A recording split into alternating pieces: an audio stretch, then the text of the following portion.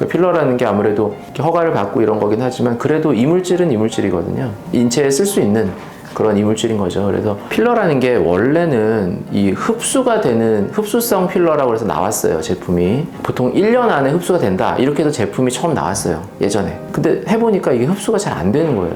1년, 2년, 3년 지났는데도 그대로 있는 경우들이 너무 많은 거예요. 그러니까 그런 부분까지 다 생각을 한다면 조금 조심스럽게 해야 되지 않을까. 결국 조심스럽다는 거는 조금 한다는 뜻이에요. 양을 적게 하고요. 부위를 넓지 않게 하고 이게 이제 조심스럽게 한다는 얘기예요. 근데 이제 실제적으로 그러면 많이 어떤 식으로 사용을 하느냐 그러면 이제 안녕하세요. 상담 오선생의 오선생입니다. 오늘 여러분들께 말씀드릴 내용은 동안 필러에 대한 내용입니다. 시청에 앞서 구독과 좋아요 부탁드립니다. 점점 나이가 들고 노화가 진행됨에 따라서 젊게 보이고 싶어 하시는 분들이 많이 있죠.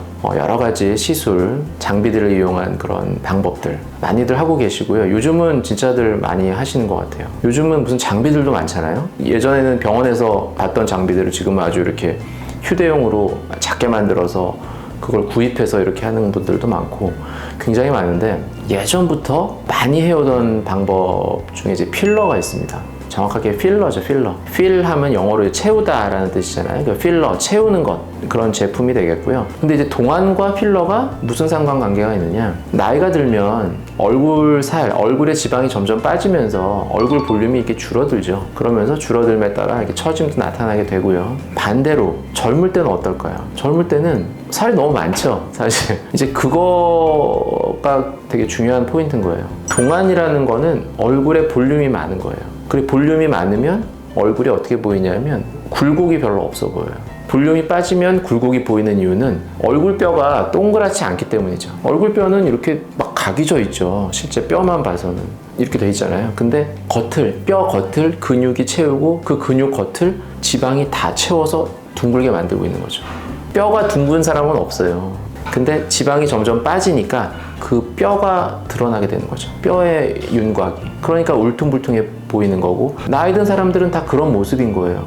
그러니까 당연히 그런 모습을 보이는 사람은 나이가 들어 보이는 거죠. 반대로 어린 사람들은 다 통통하단 말이에요. 그러니까 통통한 사람을 보면 어려 보이게 되는 거죠. 거꾸로. 그래서 우리가 동안이라는 거는 어린 사람의 아이의 얼굴이잖아요. 그러면 동안은 뭐겠어요? 통통한 얼굴이죠. 쉽게 말하면. 그렇게 되니까 통통한 얼굴을 만들기 위해서는 얼굴에 뭐를 넣어야 되겠구나 이렇게 된 거예요. 그래서 얼굴에 그럼 뭘 넣을 수 있는 게 뭘까 해서 나온 게 필러인 거예요. 그래서 필러는 채워주는 제품인데 결국은 볼륨을 위해서 얼굴에 넣어서 볼륨을 만든다. 그러니까 동안을 위해서 당연히 필러를 넣으면 좋겠죠. 얼굴이 꺼져 보이는 사람들 막 울퉁불퉁 뼈가 보이는데 채워서 둥글게 뼈도 잘 안 보이고 완만하게 이렇게 되면 어려 보이겠죠. 그러니까 필러는 동안을 만드는데 굉장히 좋은 제품인 거예요. 근데 이 제품이 그냥 회사에서 만들어서 이렇게 제품으로 나와 있어요. 한 개 맞을게요. 그럼 한 개 사서 이렇게 제품 까서 다 돼 있어요. 이렇게. 그러면 이제 그 주사기에 안에 필러가 들어있다고요. 그럼 그냥 직접 여기다 그냥 딱 맞으면 돼요. 그러면 바로 볼륨이 팍 생겨요. 진짜 간단하고 너무 좋은 제품이죠. 근데 이게 몸속에 들어가서 괜찮냐? 괜찮죠. 괜찮으니까 다 그게 식약청 허가를 다 받고 나온 거죠. 인체에 사용해도 된다고. 사실 필러는 굉장히 좋은 제품이에요. 그럼 이제 사용하는 부분을 보면 꺼진 부분을 다 낼 수 있어요. 꺼진 데는. 우리가 나이가 들면 그럼 어떻게 꺼지냐? 볼살 많이 꺼지잖아요. 볼이 이렇게 홀쭉해지죠, 이렇게. 볼 많이 꺼지고. 그 다음에 관자도 많이 꺼져요. 관자가 이렇게 점점 들어가면서 뼈가 이렇게 나타나게 되죠. 보통 나이 드신 할머니들 보면 여기 이렇게 꺼진 분들 많고, 볼도 이렇게 홀쭉하시고. 그 다음에 턱이 되게 쪼글쪼글해져요.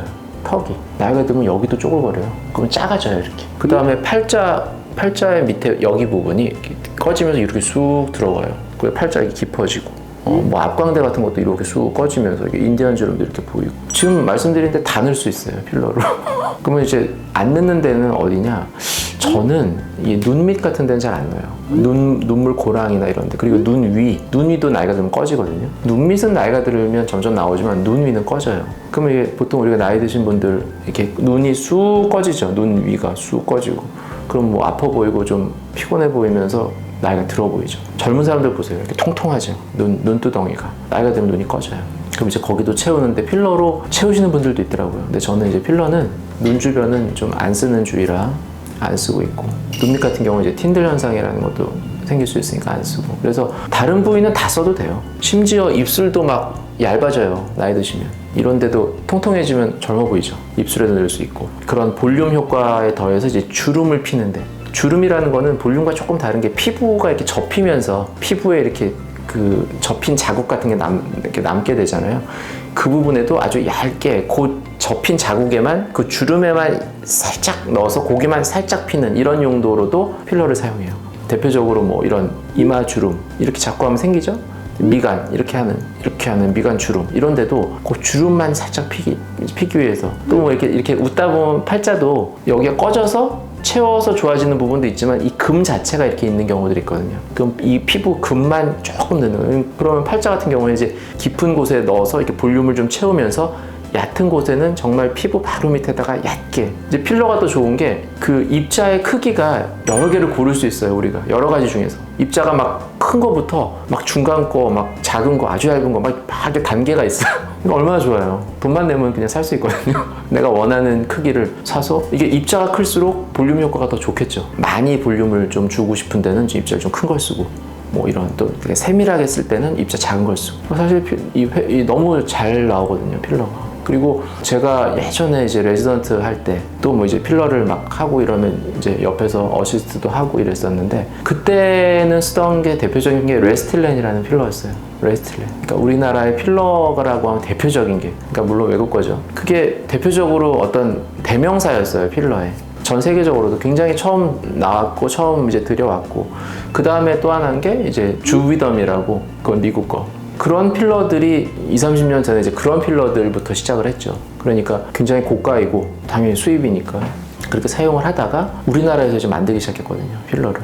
굉장히 우리나라의 좋은 기술로. 그래서 지금은 우리나라 필러도 굉장히 좋아요. 외국 걸 비교해서 뭐 뒤떨어지지 않아요. 그때는 그래도 조금 필러를 사용하시는 분들이 조금 제한적이었다면, 우리나라에서 필러 제품이 나오면서 굉장히 대중화가 된 것 같아요, 필러가. 아무래도 좀 가격이 좀 낮아지면서 훨씬 이제 많은 분들이 대중적으로, 또 이제 관심도 많아지고, 점점 이제 미용에 대한 것도 그런 부분들 때문에, 그래서 요즘은 정말 뭐 필러 정도는 많은 분들이 하시는 것 같고요. 저한테 이제 상담 오시는 분들도 이미 필러를 해보시는 분들은 너무 많아요. 내가 수술까지 가기에는 좀 겁나잖아요. 근데 필러는 되게 간단하단 말이에요. 그냥 이렇게 상담 받다가 그러면 오늘 그냥 할게요. 그러면 네, 그러면서 그냥 바로 이렇게 하는 거예요. 간단하게. 그리고 딱 맞아도 그냥 조금 주사로 이렇게 맞고 나니까 살짝 뭐 볼륨감은 좀 있지만 뭐 좀 따끔하고, 그래도 뭐 크게 뭐 회복 기간이 막 엄청 걸리고 이런 것도 아니고. 그래서 필러는 동안을 만드는데 굉장히 좋다. 근데 이제 실제적으로 그러면 많이 어떤 식으로 사용을 하느냐, 그러면 이제 저의 경우를 말씀드리면, 저는 이게 필러가 아무리 그래도 단가가 있어요.